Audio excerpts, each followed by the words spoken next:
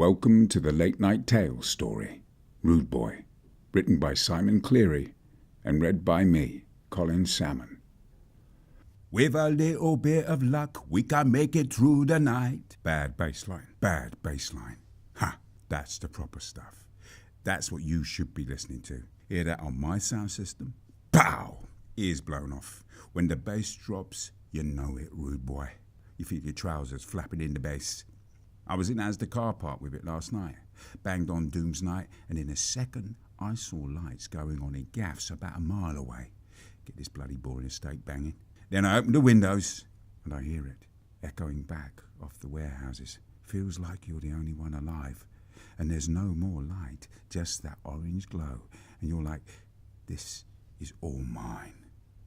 I like those moments. When everyone is around here in the day, like when my mum used to bring me here shopping, it's like I'm the one who... Have you heard the hardcore tune? The one that goes in that deep voice?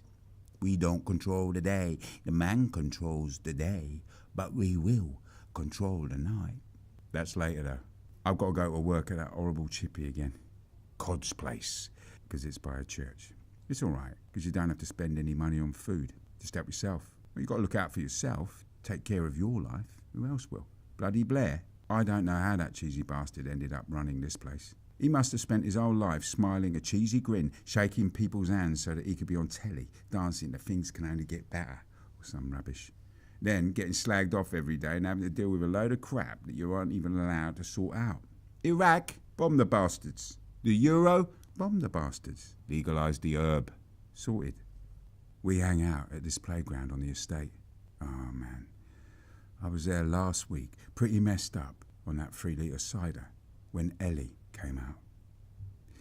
And I saw her zoom across the sky, all traces of light around her.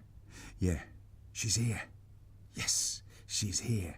I could hardly wait for the roundabout to come round again. And there she is again, smiling. If I could have anything, it would be to be with her and just live in the country where there's that nice smell and it's like all natural and fresh. And when the sun goes down, it's cold and you have to hold each other. Oh no, feeling so sick. God, feel a right prick. Don't chuck, hold it in. Oh man, why do I do this? If I could just speak to her, just go up and say hello and ask if she wants to go for a walk. Write chalk graffiti about how much we love each other on the underpass so that the people can see and we could smile and not be afraid that we don't look hard. Because around here, if you show what you like, they'll take it away. Oh man. Inside, it's calmer now. Stand up. Someone holds out a hand saying, yes, bruv. And I grab it and it steadies me. He slams his other arm on my back and I'm almost sick again. But I think it's over now. And I'm glad they think it's funny. That helps me fit in. But I wish I could just talk without having to do this. The next day. Oh man, I just need to go and sit in the toilet for a while. That was an amazing night. We got proper mash up and we did it properly. With a little bit of luck, we made it through the night. Feeling a bit bad now though. Chip fat doesn't help matters. But it's only, what's the time? No, 6 hours still to go. Got to go out again tonight. There's some rave on in Milton Keynes. I'm meant to drive us all there. It's on until 10 a.m. the next day. So tired. And the music I like, but there's like 40 blokes on stage all going skibba-dibba-dee, rinse it, hold tight, rubba-dubba-dubba-dubba-dee at full volume so you can hardly hear the music. Anyway, as long as Ellie goes, it's worth it. I'll text her now. Easy, Ellie. Had one last night. Mad at one tonight, yeah? Skibbity on the mic, Andy C on the decks, 40 MCs and 20 DJs. Rinse up. You in? Maybe I'll delete a few of those exclamation marks. Don't want to seem too keen. Later that night. Hallelujah. I've managed to get Dave and Steve, who fancies Ellie, to sit in the back with Carl, and I've got Ellie next to me in the front. Yes, yes. The night is all right. Rewind. When the crowd say, bo, bo. She is looking so choice. Her hair in these sort of dreads, bright blonde. This pastel blue tracksuit on. a couple of gold rings. She looks over to me, and I see her eyes behind that blue makeup stuff. Her eyes are like this light brown. They take me away. She even smiles. It's like it's just for me. Don't let the others see it. And it's our secret, you know, some place that is just ours in our minds. And whatever happens now, I'm free, as I've got what I need and I want no more. And she is screaming, "Look out!"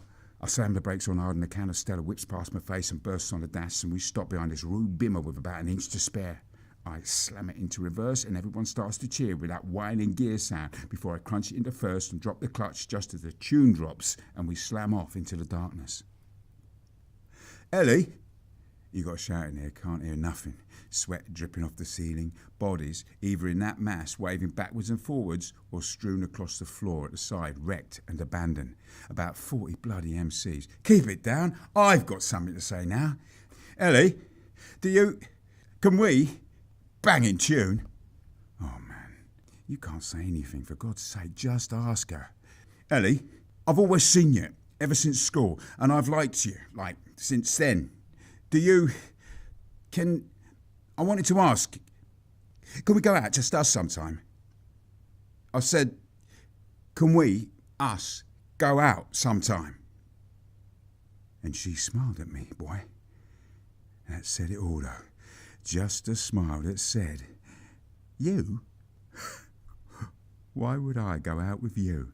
That's nice of you to ask, sweet like, but I'm not into little boys like you. Thank you for the lift, but I'll make my own way home, or to whatever bloke's house I end up at tonight." You? You are funny. Don't look into my eyes again. God's sake, I'm terminally weird. No one will ever like you. Just get a pint glass and glass someone. My hand tenses round the glass in my hand and it crushes, and I'm soaked in Stella yet again. Plastic. Nothing is real in this world. Nothing exists. They tell you the world is a great place and anything is possible, but that's just some bollocks they tell you to stop you killing yourself with the thought of working in a chippy your whole life. Creator of nothing more than mountains of crap and a memory of her in some trading estate back in 1999. Look into the strobe. Let it erase your brain. Get another Stella. Let it erase your brain. Get into a fight. Let someone else erase your brain. Drive drunk. Erase your brain. Squeeze on my hand. Some bastard stepped on. It's her. She is smiling. I can see those eyes again. She's moving closer, and each flash of the strobe shows her eyes. Nearer, nearer. Smiles.